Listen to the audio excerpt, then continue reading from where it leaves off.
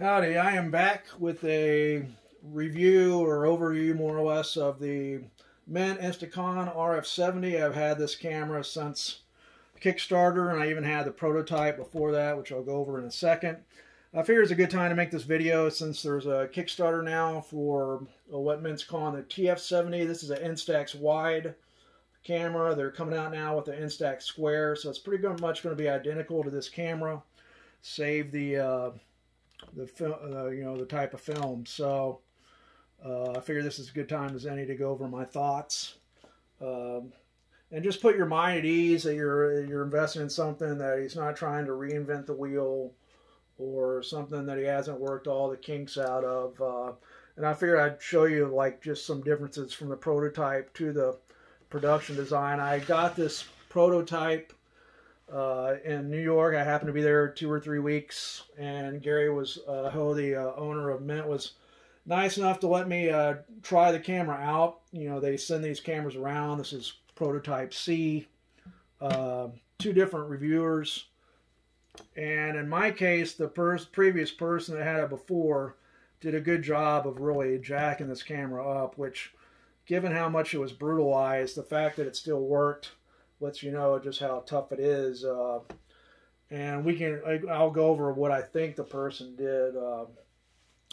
This camera, when you go to focus, it has here infinity is all the way when it's all the way back.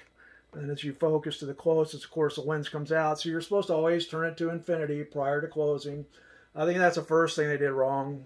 They probably left it out. And then what they really did wrong was they just jammed it, I believe, instead of properly closing it. You're not just supposed to, try and shut the camera. So they have a little mechanism here. You just use your fingers and close it, and you're good to go. But they did not do that in my estimation. So these little pins here that lock this kind of sheared off. The bellows are all messed up too because they just jammed if you look in the back. If we go here, I can open it properly. You can see where that's all messed up. That's all from jamming the camera closed improperly. So the fact I was still able to get some good shots out of this camera speaks for itself. And again, nothing was finished here as it would in the production design.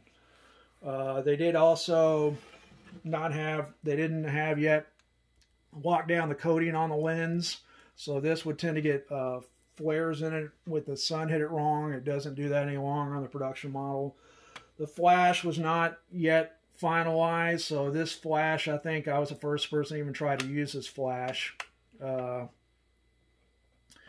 it did have the external jack here already.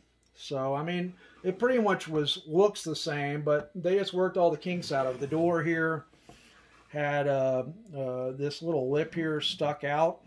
So I think in some people that caught when it was on their hip if you have a strap here, it would maybe go up and the door come flying open. This is all flush now. I tape my door not just on this camera, but all my cameras that have any kind of expensive film in it, like my peel apart. I always tape these. I use gaffer's tape and tape them just because I don't want the door to fling open. So the fact that you see tape on here doesn't have anything to do with the locking mechanism being wrong.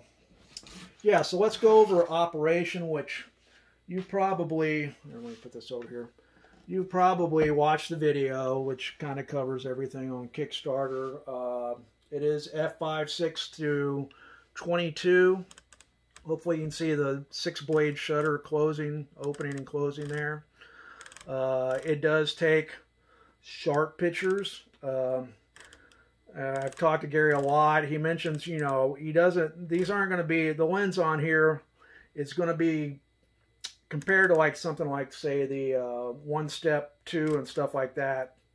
Those kind of lenses. This lens is going to be much better. It's not going to be something like a Rodenstock on like a 50s Polaroid camera where they had, the budget was infinity, but they have done a good job and putting a quality lens on this camera. It does have, of course, all your manual settings here from 1/500th to bulb. It does have auto, which I use a lot. If you've watched my other video, I have a Polaroid 110 that I have a Fuji back on. It's of course all manual. I have to use a light meter for everything. It's nice that this has auto. I do use a lot just because I'm lazy. It will tell you it has plus one stop and minus one stop, like a lot of 35mm automatic cameras do. It has bulb, of course. It has a rear curtain for the flash if you don't want the flash to go off till the end. That's the little R with the flash. Let's see, what else? Focusing wise, of course, is a rangefinder. You focus by here in the little window. I do like cameras that have separate focusing rangefinder instead of all built in. I know a lot of people like it when you combine these two, but I think you can focus better when it's separate. Even on my cameras like the Polaroid 180 that comes with a Zeiss all-in-one rangefinder, I put the older style, which supposedly is a lesser version, that has separate because I can focus better. So this is a rangefinder camera. You focus here. It has little images that come together, and then this is where you can pose. It has lines on here that'll show you for when you get closer, of course, because it's not SLR, so you're not actually looking through the lens. It does have little framing lines, guidelines to help you. So you can pose the shot. If you took a light meter reading, let's say I took a meter reading of F60th at, or excuse me, 1/60th at, say, F11.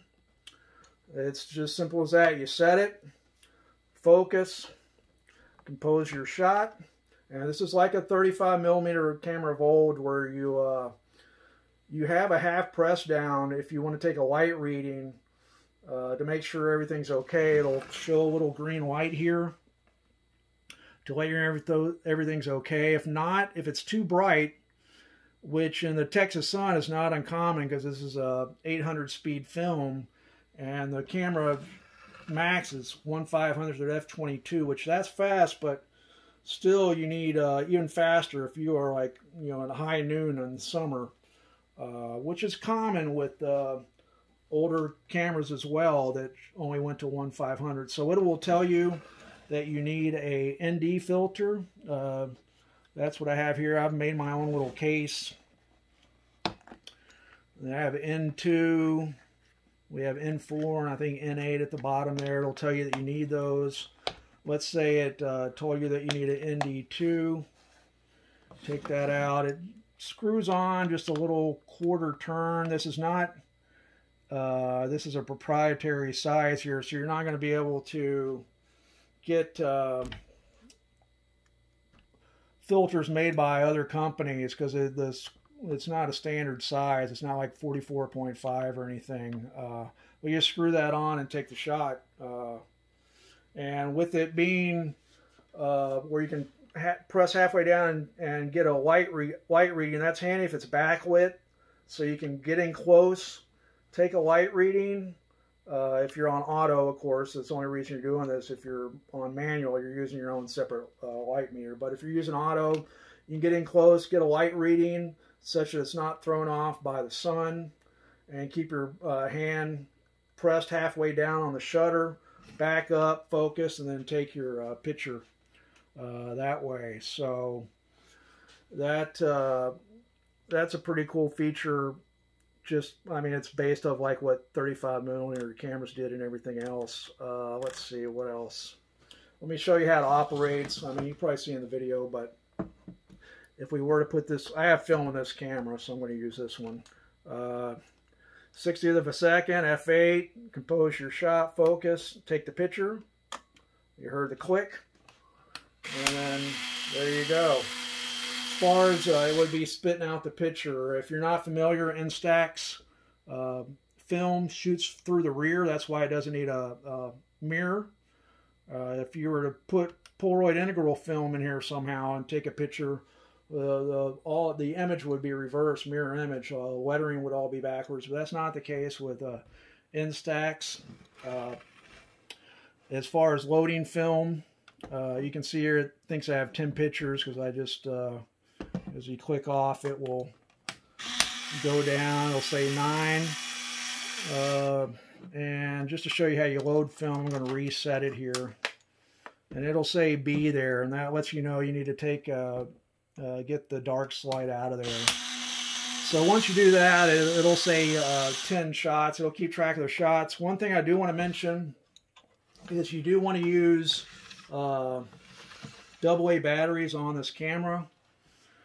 I was using, you know, the rechargeable types, and I thought my camera was jacked up because I had the batteries in there, and then I'd come back to it a week later, and it would be dead.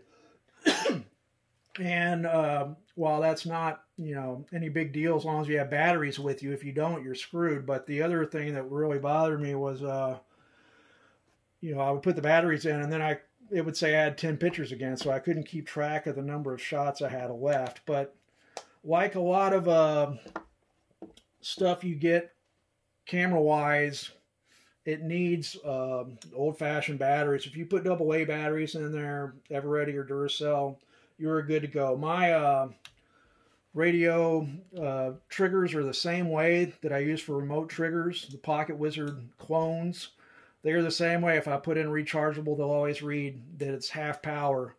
So I use regular batteries in that as well. So that's one pointer. So you won't. I don't want anyone to think that there's a problem with the camera. Use real batteries. All right. Let's see what else. As far as the remote shutter, some people might be interested in using this in the studio. It uses, this is a radio Pocket Wizard Mini, they call these. And you can just, of course, plug it in here. And I have this to a PC. They do make them for, here I can get this. They do make them where it's goes to a hot shoe. This is for a PC cord on the end. They make these, they sell these. I'll put a link to where it's a hot shoe to a mini plug as well. They're like twice as expensive for whatever reason. And I can go ahead and show you how, like if you're wanting to use an external, this camera does not have a cold shoe. I kind of wish it did. It does not. So I have this little bracket from an old potato masher, but you could screw it on like that. And if this did have a quarter on the back of it, I could just plug it in. I do have an adapter that goes mini to PC that I use. So yeah, and of course you can also use this for, let me take this off, you can use this for Pocket Wizards as well, or in the studio you can use multiple flashes if you want. You would just take this to they have, you know, all the different Pocket Wizards or clones. They give you these cords. Most of them always have the little mini. Plug it in and Bob's your uncle. Let's see what else. As far as the Bellows, this camera is based off of the Fuji. What is it called? Let me see. I have it written down here. The Fuji GF670, which is a 6x7 camera. I will try and put a link. It looks a lot like it. So he did base this off a classic camera. It does use these locking hinges. It's a little different than if you've ever used an older camera or a large format camera. Let me grab this. This is my Fuji FP1 that shoots peel apart. I still have a lot of this film. So this uses the rail system, which it's heavy duty, and this is a lot of engineering going on here. But of course you have to have a bed for it. This little piece here, it makes the camera a lot heavier. This is just a different design here. It's a lot more lightweight, makes it more compact. As far as that goes, oh, one thing I do want to mention, self-timer wise, that little beep there, I guess it's powering down. The prototype, Gary mentioned, like you could hit the shutter a couple of times and it would the self-timer would start. It wasn't active on the prototype I had. This is prototype C. It may have been on prototype B. And I was always kind of worried with that, because if you hit it twice, how does it know the first time that you're not wanting to take a picture? So as far as I know, the production model does not have that feature. Here is, of course, the pop-up flash. It does. This little green light will flash a couple of times to let you know it's charging, and then when it's ready. Yeah, but back to the self-timer, as far as what you can do if you do want to take a self-timer picture, I want to show you a couple of things. Normally I would just use one of these little guys here. This is a this is like a watch type thing that they had back in the 30s and 40s. I use it for my peel apart. You can set it and it will come down here. This has got a screw-in shutter release, which you can use these guys here. You can screw it in here and do that.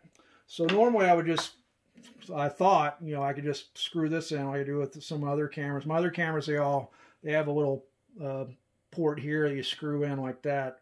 But the weight of this will press that down, and then of course it's going to take a picture. So I found this little bad boy from back in the day. Let's see if I can get it going here. All right. I gotta set it first. Gotta cock it. It will eventually, you can screw this in and it will eventually, this little guy here will come out. There it went. So I'll put a link. This string is like actually original, so you can hang it so the weight is not on there. I'll see if these are on eBay and put a link. It's my workaround. I don't know if it's something you want to do, but that's what I do for self-timers. They did make, MINT makes this little shade here, which they came out with after the camera came out. I guess they still sell these, I don't know. But one thing I do want to point out, which I mentioned to Gary, and he is aware of it, that, you know, it would be nice if you could use this and the ND filters together, but you can't, because you can't stack them. So in the bright sunlight, it might say you need an ND too, and you might want to use this for if you're worried about flare, but you can't do that right now. They are using I saw where there's a stretch goal where they're going to apparently come out with some kind of adapter that'll let you stack both of those. So that's nice. Let's see, what else? Of course, I have a tile on all my cameras, so I don't want to lose them. I recommend that. They are expensive. And other than that, I mean, as far as quality, it is a quality camera. Again, you got the fact that Gary even bothered making one like this instead of the crap that is the Fuji 210 or the 300, or even, don't even get me started on the one steps that Polaroid puts out now. With the built-in batteries, it is good that he used replaceable batteries, like the 1-step 2. As soon as your battery goes dead in that, Polaroid's going to tell you to go pound sand. They're not going to replace your battery. So he put a lot of thought in this camera. I have no doubt that TF70 will be just as rock solid as this camera is. If you have any questions, just put them in the comments. I'll try and answer them, because again, I have had this camera for a while. This, of course, this little strap here does not come with the camera. Most people would use a shoulder strap here. This is a little leather device from a Polaroid 110 that I fashioned. Point that out. So yeah, that's it. Other than that, if you get one off Kickstarter, TF70, or if you even want to get an RF70, of course, they're still making these and selling them. They're great cameras. It's awesome that someone is making cameras like these. It lets you shoot manually, lets you have creative control. Props to Gary Ho and MINT. And with that, I will end the video. If you would like to see more of my videos, go ahead and subscribe. I don't do a lot of videos. I'm thinking of doing some for my boom boxes from the 80s. I have a large collection. I also collect 8-track players. I even have an 8-track contraption that has 12 8-tracks going around a circle. So I like old things. So go ahead and subscribe if that interests you. And if you decide on one of these cameras, good luck. I think you'll have fun with it. And that is it.